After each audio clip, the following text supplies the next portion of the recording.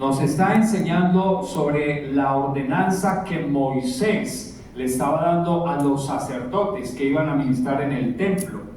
Y le está dando las indicaciones de cómo ellos debían estar preparados para ministrar delante de Dios, no solo en el altar, sino en el lugar santo y en el lugar santísimo. Entonces, todo el libro del Levítico tiene que ver con las ordenanzas, las instrucciones de cómo los sacerdotes debían presentarse delante de Dios para poder ministrar delante de Dios los sacrificios, las ofrendas y los holocaustos. Ahora, la palabra del Señor dice que nosotros también somos, ¿qué? Reyes, pero también somos sacerdotes para Dios. Y que nuestra función es continuamente estar, ¿qué? Ministrando delante de su presencia. Y una de las cosas que necesitamos tener muy en claro es que nosotros cuando nos congregamos, cuando venimos a la iglesia, lo que estamos haciendo es preparándonos, como ejercitándonos para lo que vamos a ir a hacer allí en la eternidad.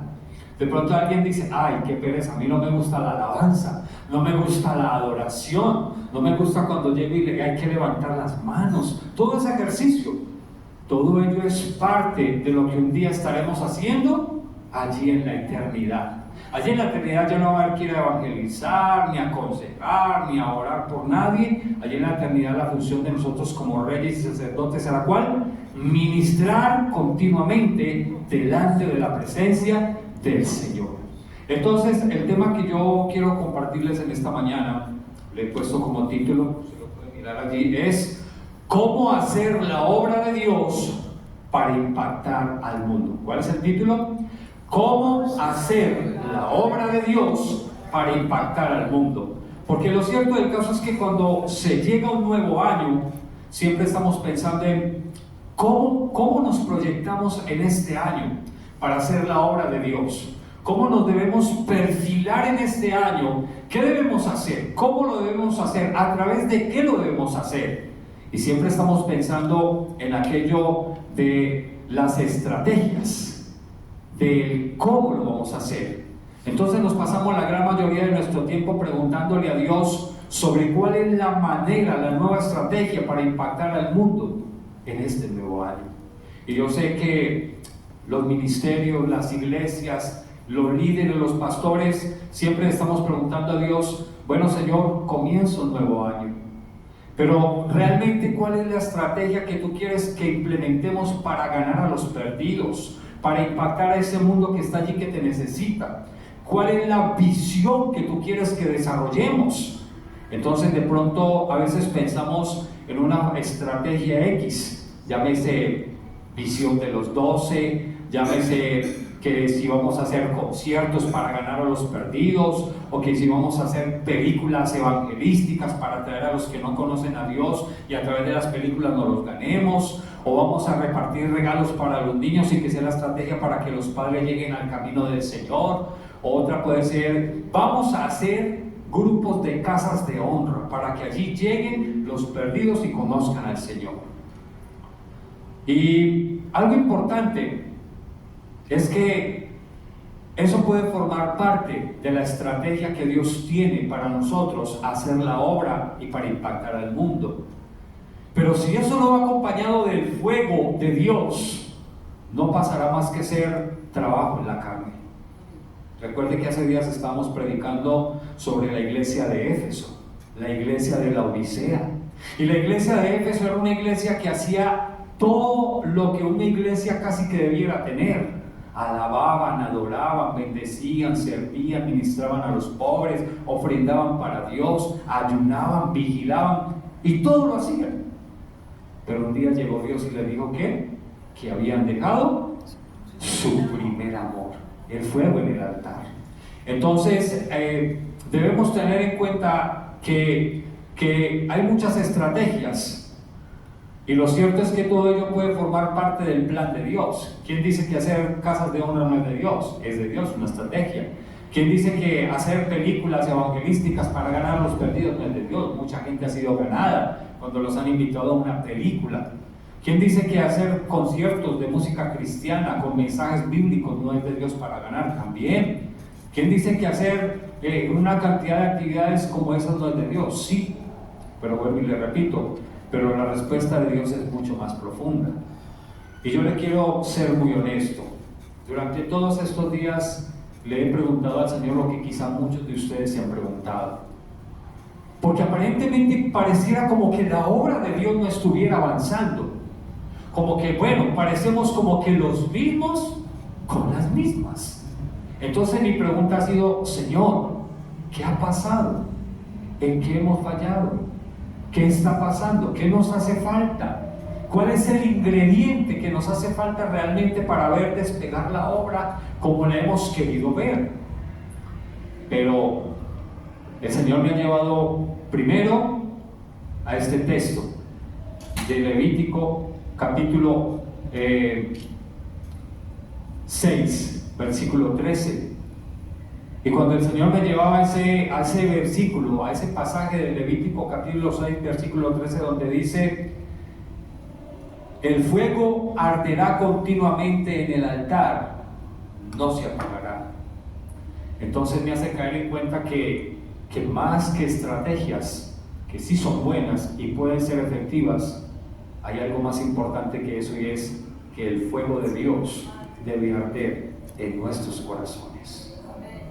Porque a veces nos volvemos mecánicos en la forma de hacer las cosas, o sea, como que ya todo está estructurado. Alguna vez se lo compartía referente a mi trabajo. Yo ya sé que voy a llegar a hacer el día de mañana, ya sé a qué horas voy a entrar, voy a marcar mi turno, a qué horas voy a coger mi terminal para facturar mis pedidos, bueno, lo que compete a mi trabajo. Yo ya sé qué voy a hacer, casi que tengo estructurado mentalmente lo que va a hacer el día de mañana. Y a veces en la obra de Dios podemos volvernos de esa misma manera. También de alguna manera nos volvemos como mecánicos, que ya sabemos qué es lo que hay que hacer. Pero eso tiene que ir acompañado de algo mucho más allá, que es la comunión con el Señor. Y entender que el fuego, como dice allí, en el altar debe ser ¿qué? El fuego continuamente debe ¿qué? Arder. Pero ese fuego debe ser ¿cada cuánto? Continuamente, siempre. Las 24 horas del día, los 365 días del año, hasta el día en que el Señor a usted y a mí nos llame. Y el apóstol San Pablo está diciendo, está hablando también a la iglesia y le está diciendo: por lo cual estoy seguro que el que comenzó en vosotros la buena obra la perfeccionará hasta el día de Jesucristo. ¿Qué quiere decir eso? Quiere decir hasta el día en que tú tengas tu cita con el Creador. Hasta ese último día en que tú suspires en la tierra, hasta ese día el Espíritu Santo estará perfeccionando el carácter de Cristo en tu vida. Entonces no es solamente cuando venimos a la iglesia, o cuando nos postramos de rodillas para orar, o cuando en el momento cuando abrimos la Biblia para leerla. No, debe ser todo el tiempo que el fuego debe estar ¿qué? Ardiendo en el altar, como dice el versículo. El fuego arderá, diga conmigo, continuamente. Continuamente. No debe apagarse. Y luego, ¿qué más dice? No se apagará.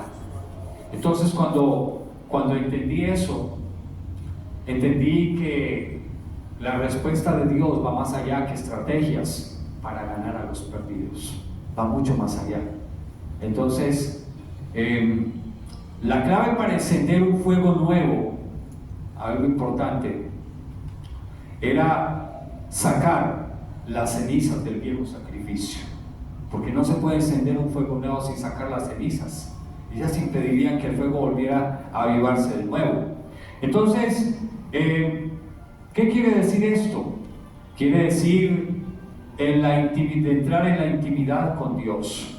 Cuando allí el versículo nos está hablando del fuego en el altar, está hablando de entrar en la intimidad con Dios. Allí al iniciar hay un versículo, que es Romanos capítulo 12, versículo 1 y versículo 2. Quiero que lo lean conmigo también. Romanos capítulo 12, versículo 1 y versículo 2. Dice la palabra del Señor. Romanos capítulo 12, versículo 1 y versículo 2. Mira lo que dice la palabra del Señor allí en ese pasaje.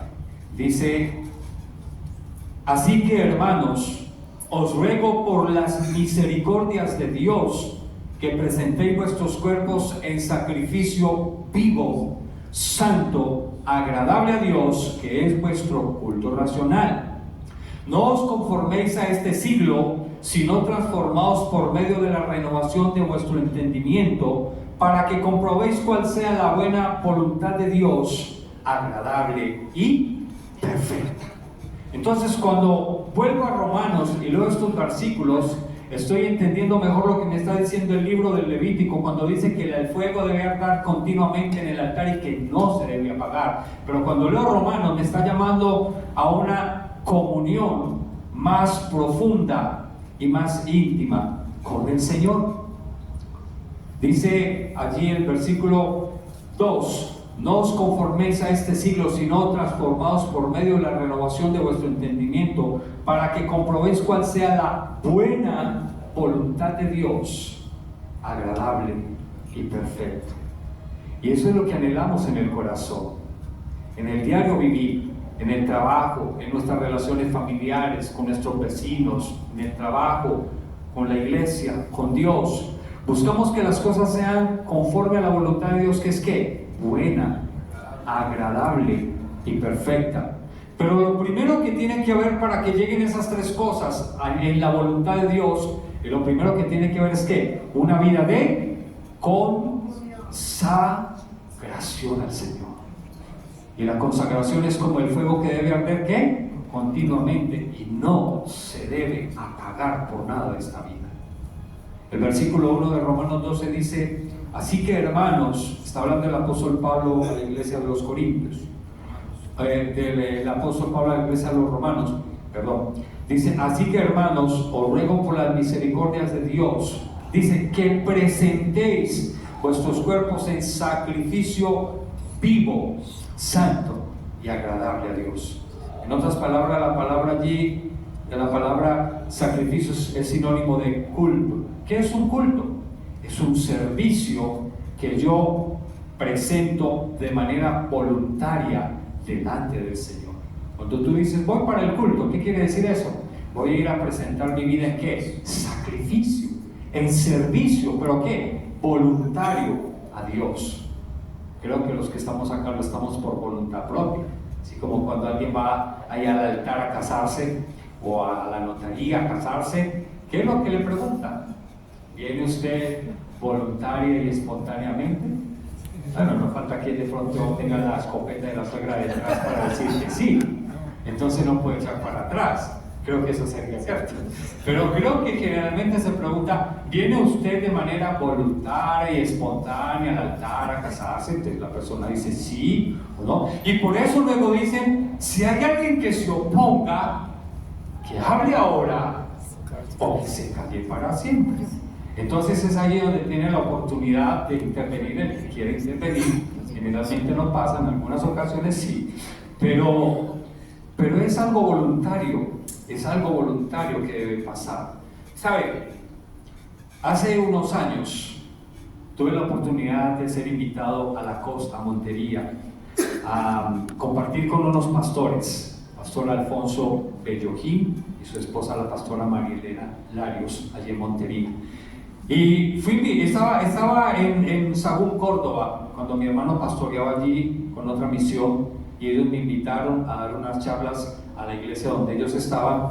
Pero por intermedio de ellos conocí al pastor Alfonso Bellojín, que es de Montería. Él iba de paso y el pastor nos referenció y luego pude estar con ellos. Ellos eran una iglesia de carácter o de corte tradicional, iglesia de la costa, pero tradicional. La iglesia sí era creciente, no tanto, tenían un trabajo y bueno, iban para adelante, pero me dijeron: Pastor Fernando, queremos que nos compartas lo que estabas compartiendo allá en Sahagún, porque nos parece interesante la estrategia que estás trabajando, que están trabajando ellos allá también, y quisiéramos nosotros saber de qué se trata para mirar en qué medida pudiéramos implementarlo para obviamente obtener algo más de crecimiento. Tuvimos la oportunidad de estar compartiendo con ellos, yo creo que fue como unos 8 días, que estuve por 2 ocasiones allá, y pudimos compartir muchas cosas. Ellos venían con muchas situaciones de dificultad, con muchas luchas, pero el deseo de ellos siempre era ese, hacer la voluntad de Dios y proyectar que la obra creciera. El tema es que la obra allí, cuando compartimos, nos vinimos, no sé, por alguna razón perdimos como el contacto, pero hace unos meses, quizá el año pasado, cuando entré a las redes sociales, de pronto miré el nombre de la iglesia que había allí, y cuando entré a mirar las redes sociales, miré y me llevé una gran sorpresa. Es la sorpresa del Señor, de cómo Dios impacta cuando uno menos lo piensa, que simplemente por el hecho de haber ido a inspirarles, a compartir con ellos lo que Dios nos había dado, hoy en día ellos forman parte de una misión muy grande en el país, en Colombia. Son una de las 12 iglesias de esta misión allá en Montería. Me quedé impactado el auditorio que tienen, que es muy por el estilo de este auditorio hermoso, que lo renovaron, que no era así. La cantidad de almas que han ganado, los ministerios que tienen, tremendo. Y yo le dije, Señor, ¿cómo tú nos sorprendes? ¿Cómo nos impactas de la manera que menos nos lo imaginamos? ¿Cómo iba a pensar yo, o qué iba a pensar yo, que simplemente por el hecho de llevar una inspiración, Dios iba a utilizar esa inspiración? Pero realmente no fui yo, fue el Señor el que lo hizo. No fue mi estrategia, ni la visión que les compartí, fue Dios que lo hizo. Porque lo nuestro sin el fuego de Dios no es nada, no pasa más que de ser trabajo en la carne y cansancio y punto. Entonces me propuse que algún día quiero ir, quizá de incógnito. Han pasado ya por ahí 4 o 5 años. Quiero ir un día de incógnito, viajar allá a Montería, estar en el culto. Si me distinguen bien, si no también, y quizá al final poderle decir, pastor, Dios lo bendiga y le felicito por ser un instrumento en la mano de Dios. Quizás se pueda dar la oportunidad que me reconozca. Y si no, no importa, porque la honra y la gloria siempre tendrá que ser para el Señor, y para Él es para quien trabajamos. Entonces yo le decía, Señor, ¿por qué si en otras ocasiones nos has utilizado para levantar obras, para avivar obras como esa? Si nos has usado para orar por los enfermos y que se sanen, porque una de las cosas particulares que a veces me he encontrado cuando voy por la calle, mucha gente que me encuentro o gente que mi familia se encuentra, preguntan por mí y dicen, me acuerdo cuando el pastor oró por mí, yo no podía tener familia, nos habíamos hecho tratamientos, el pastor oró. Yo sorpreso, 1 año, 2 años después del dictamen de que no podíamos ya, hoy mi hija tiene tantos años, o mi hijo tiene tantos años, o de esa enfermedad que tenía, tantas cosas. Y digo, Señor, ¿por qué? ¿Por qué hoy no pasa eso? Y Dios me está enseñando algo en este tiempo, algo en este tiempo.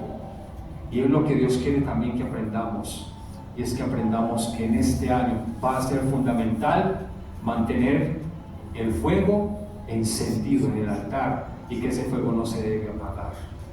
Yo le digo una cosa, podemos tener las estrategias más bonitas del mundo para que la iglesia crezca. Podemos implementar estrategias para que este auditorio en cuestión de 1 mes se llene y quede insuficiente. Pero si el fuego de Dios no está en ese trabajo, es meramente trabajo de la carne, porque la gente no va a permanecer. Y necesitamos que la gente que llegue un día, lleguen y se enamoren tanto de Dios, que quieran dar fruto también para el Señor. Entonces esos tiempos cuando la gente se sanaba, cuando la gente era libre, cuando la gente era restaurada. Hoy en día oramos por la gente y ¿qué pasa? Lo mínimo es que se muere. Tenemos que volver al tiempo que la gente se sane, que la gente se restaure. A eso tenemos que volver, ¿verdad? Entonces vamos a continuar ahí con este tema, y es que lo primero que debemos hacer para encender el fuego de Dios, lo primero que debemos hacer es que sacar las cenizas en el altar de nuestra vida. Porque cuando uno va a encender de nuevo una fogata, sobre esas cenizas no se puede trabajar, porque las cenizas van a ahogar el fuego, no van a permitir que el fuego se vuelva a avivar, se vuelva a encender. Entonces lo primero que debemos hacer es que sacar las cenizas de esa hoguera, para que el fuego nuevo pueda volver a arder con mayor intensidad otra vez, y que ese fuego ¿qué? No se apague, el fuego no se apague. Entonces ¿Qué equivale eso? Equivale a hacer un examen introspectivo, es mirarme hacia adentro. Cada uno debemos mirar hacia adentro, hacer un examen introspectivo de todo aquello que contrista al Espíritu Santo. ¿Cuántos saben que el Espíritu Santo se contrista? Se entristece y se apaga. Entonces debemos sentarnos de una manera juiciosa y responsable a hacer como un inventario de nuestra vida personal. ¿Cómo está nuestra relación con Dios?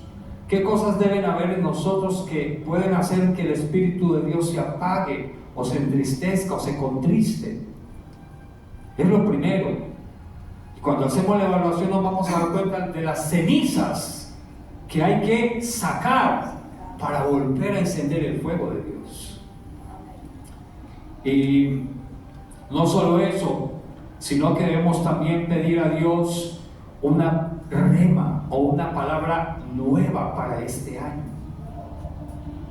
Porque a veces uno escucha a los hermanos que ¿cuál es la palabra para este año? Y dicen, no, todo lo puedo en Cristo que me fortalece. Y uno dice, ¿y hace cuánto tienes esa palabra? Bueno, hace 40 años que me convertí, esa es la palabra que tengo todavía. No, Dios tiene una palabra para todos los días. Y la palabra rema significa fundamento. La palabra rema es la palabra en la cual yo me puedo apoyar para vivir mi día a día y para hacer la voluntad de Dios. Y no está mal que confesemos Filipenses 4:13, todo lo puedo en Cristo que me fortalece, no, es una palabra de Dios y seguramente en algún momento lo vamos a necesitar confesar también. Pero Dios tiene una palabra nueva para ti todos los días, sobre la cual puedas vivir tu día a día. Pero ¿cómo lo hacemos? Yendo al secreto, a la intimidad, pero también teniendo más comunión con la palabra de Dios. Uno todavía pregunta, bueno, ¿y cómo haces tu devocional? Entonces de pronto se dice, bueno, yo leo un capítulo todos los días y 2 los domingos. ¿Y hace cuánto haces ese devocional? Bueno, hace 30 años que hago el mismo devocional. Hay muchas formas de hacer el devocional. El hecho de sentarse, leer una escritura, tomar un lápiz, un lapicero, una libreta, de mirar esas palabras claves que hay allí que me entiendas, buscar su significado, mirar qué significa, qué quiere decir para tu vida, pedir a Dios que te dé la interpretación qué significa esa palabra para tu vida. Entonces es otra forma de sacar las cenizas. Vuelvo y repito, no está mal hacer el devocional así, no está mal confesar Filipenses 4:13, pero Dios tiene formas diferentes todos los días para impactar nuestra vida.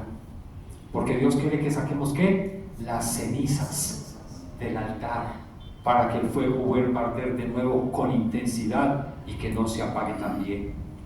Otra cosa que debemos hacer es entender que el trabajo de los sacerdotes era limpiar el altar para mantener encendido el fuego. ¿Sí sabían que esa era la función de los sacerdotes? Los sacerdotes debían primero vestirse con vestiduras sagradas todos los días. El sacerdote no podía ir a oficiar el servicio en el altar con las vestiduras de ayer. Lo primero que tenía que hacer el sacerdote antes de entrar al altar era ¿qué? Cambiar sus vestiduras por unas vestiduras ¿qué? Limpias, blancas, resplandecientes. Era lo primero que tenía que hacer. Lo segundo, al llegar al altar, antes de ponerle la leña para el fuego, era ¿qué? Sacar las cenizas, para que esas cenizas no hicieran apagar el fuego que se iba a encender sobre el altar. Entonces, ahora sí entienden cuál es la función. Eso implica ¿qué? Comunión, una comunión íntima con Dios. Y hay una gran diferencia entre el sacerdote y el sumo sacerdote. El sacerdote entraba todos los días al altar de Dios a encender el fuego.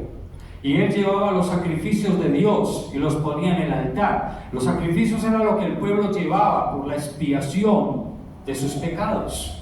Cuando, digamos, uno de los hermanos había pecado, él se presentaba al sacerdote, decía: esta es mi ofrenda por mi pecado, yo quiero que la presentes delante de Dios en el altar para que Dios me perdone.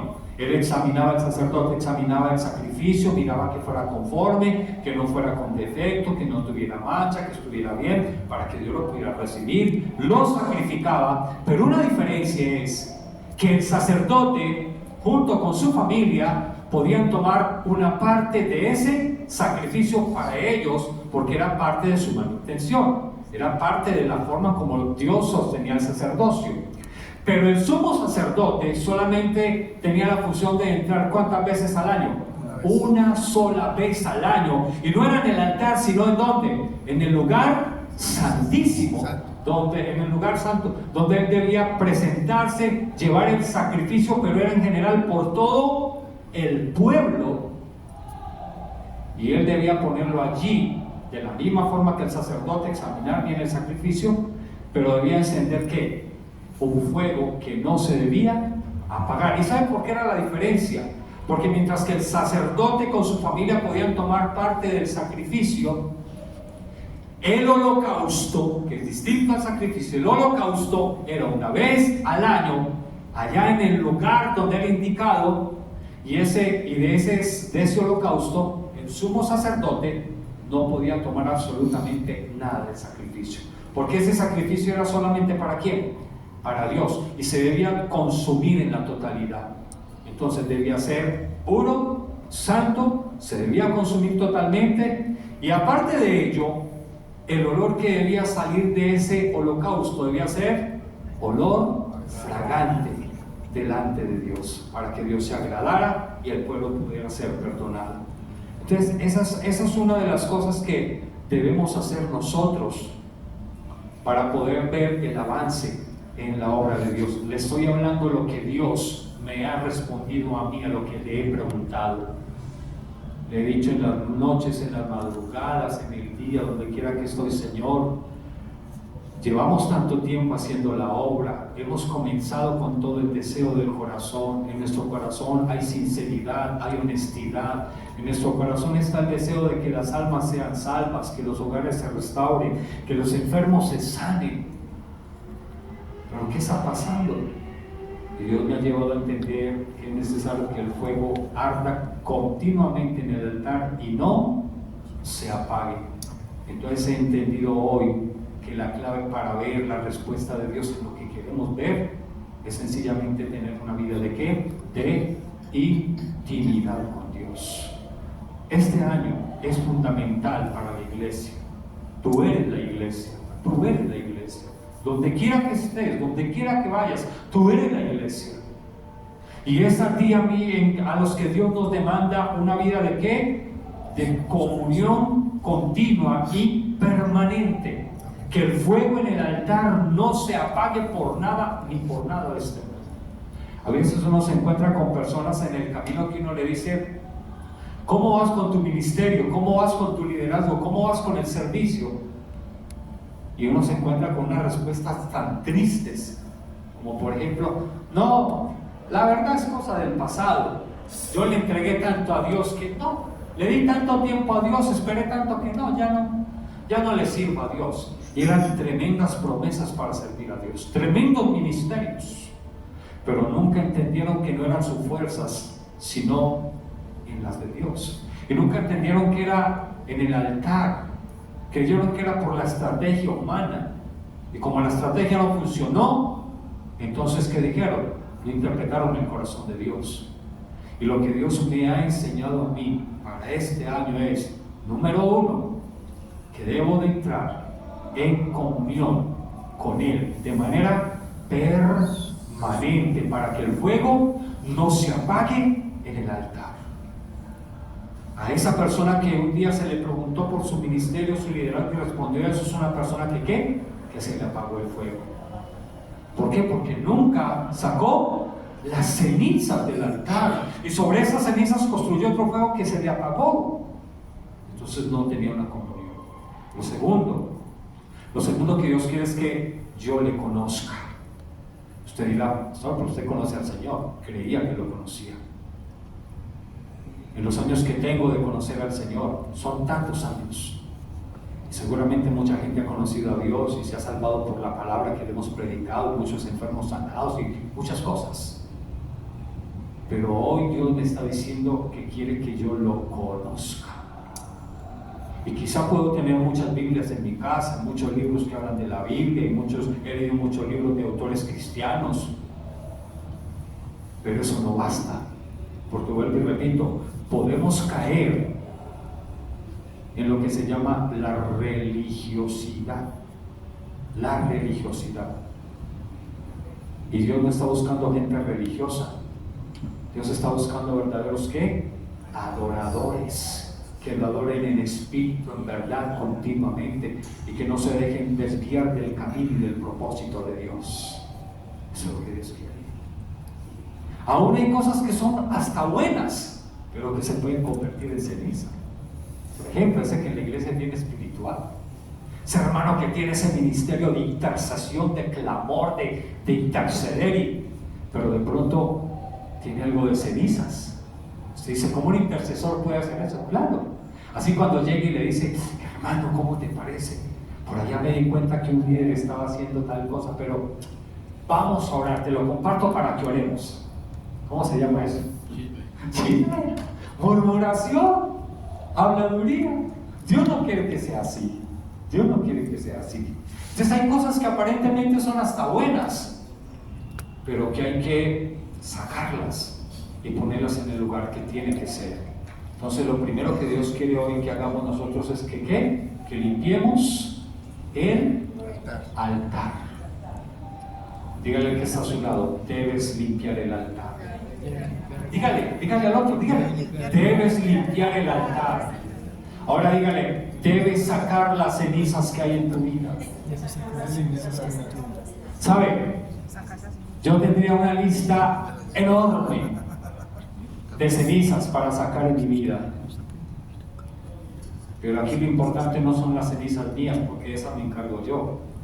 Cada uno sabemos cuáles son las cenizas que debemos sacar del altar para que el fuego arda continuamente y nunca se apague. Entonces eso es lo primero. Y lo segundo que quiero que miremos allí, ¿verdad? Bueno, entonces referente a ese tema de limpiar el altar, ¿sí? La clave para encender un fuego nuevo era necesario sacar las cenizas del viejo sacrificio. Y lo segundo, debemos colocar leña nueva en el altar. ¿Colocar qué? Leña nueva en el altar. Leña buena, no leña verde, ni leña mojada. ¿Usted sabe lo que es encender un fogón o una hoguera con una leña verde? Con una leña mojada, húmeda. Padre Santo. Tendría que ser el milagro de Elías, que caiga fuego del cielo y se prenda eso. Pero debemos colocar leña nueva en el altar para poder garantizar que el fuego ¿qué? Arda, se encienda. Que el fuego tampoco ¿qué? Se apague. Lo otro, y nuestro sacrificio siempre debe ser ¿qué? Permanente. Que ninguna circunstancia te saque del camino. Que llueva, truene, relampaguee, siempre permanezcamos en el mismo lugar donde Dios quiere que estemos. Que nada nos saque. ¿Sabe qué? Hay gente con tantas cenizas a veces en la iglesia. Esas personas que, mira, ¿por qué no volviste a la iglesia? No te volvimos a ver. Ay, hermano, es que la verdad, algún día fui y la hermana me miró como, la hermana que se hace en la puerta a recibir los hermanos, me miró como raro, entonces no me sentí bien. Y yo le pregunto a quién estaba siguiendo. Al hombre. Entonces, si quería saludar al pastor al final de la reunión y el pastor estaba por ahí atendiendo alguna situación y no le pudo dar la mano, entonces, ¿por qué no volviste? No, es que el pastor no me saludó. Siguiendo al pastor, ¿cierto? Cosas por el estilo, cosas niñerías, cosas que nos sacan de la fe, porque no hemos sacado las cenizas. Esas son cenizas que hay que sacar del altar para que el fuego vuelva a arder, ¿cierto? Debemos también tener una nueva visión de la palabra. ¿Qué quiere decir eso? Yo sé que a usted le ha pasado, como algunas veces a mí me pudo haber pasado. Así como cuando a veces te dicen, pastor, predicas tal fecha. Y me dice, Señor, ¿y ahora tiempo? ¿Qué predico? Vaya al secreto, vaya al altar. Dios le va a decir que es la palabra que debe llevar el pueblo. No es lo que usted quiera, lo que usted sienta, lo que sus emociones le digan. Es lo que Dios en el altar a usted le diga. Amén, amén. Es así de sencillo. Entonces debemos tener una nueva visión de la palabra. Y yo quiero decirle algo. Así como usted muchas veces ha dicho, es que leo la palabra y no la entiendo. ¿Qué debes pedirle a Dios que haga? Que te dé discernimiento y entendimiento y sabiduría todos los días para entender la palabra. Y te voy a decir una cosa. Si obras de esa manera y lees el mismo pasaje todos los días del año, todos los días le vas a encontrar un significado diferente. Pero eso solamente pasa cuando en el altar no hay cenizas y cuando hay una leña nueva. Entonces, ¿qué debemos hacer? Debemos, primero, colocar leña nueva, y segundo, debemos pedirle a Dios que ¿qué? Que nos dé una visión nueva de la palabra. Yo le he dicho, Señor, yo este año quiero predicar diferente. Quiero tener estrategias diferentes, una manera diferente, que la gente entienda, que cuando la gente recuerde este mensaje, la gente diga, sí, ya sé de qué se trató, lo entendí por esto, por aquello, para la gente sea sencillo. Entonces debemos pedirle a Dios una nueva visión de la palabra.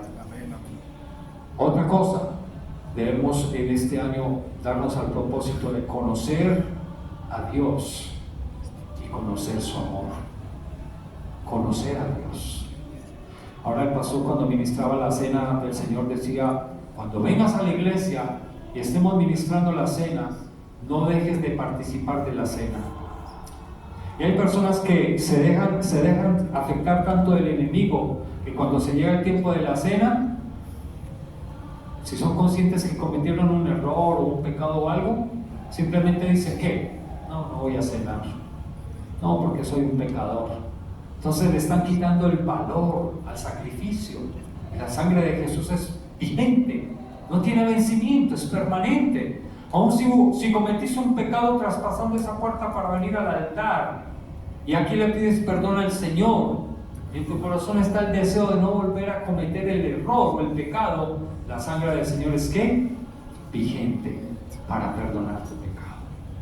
Entonces, entender lo que es ¿qué? Conocer a Dios y conocer el amor de Dios. Y lo otro es dejar de vivir en el pasado. A veces somos esclavos del pasado y ese sí que nos destruye y nos detiene, ¿verdad?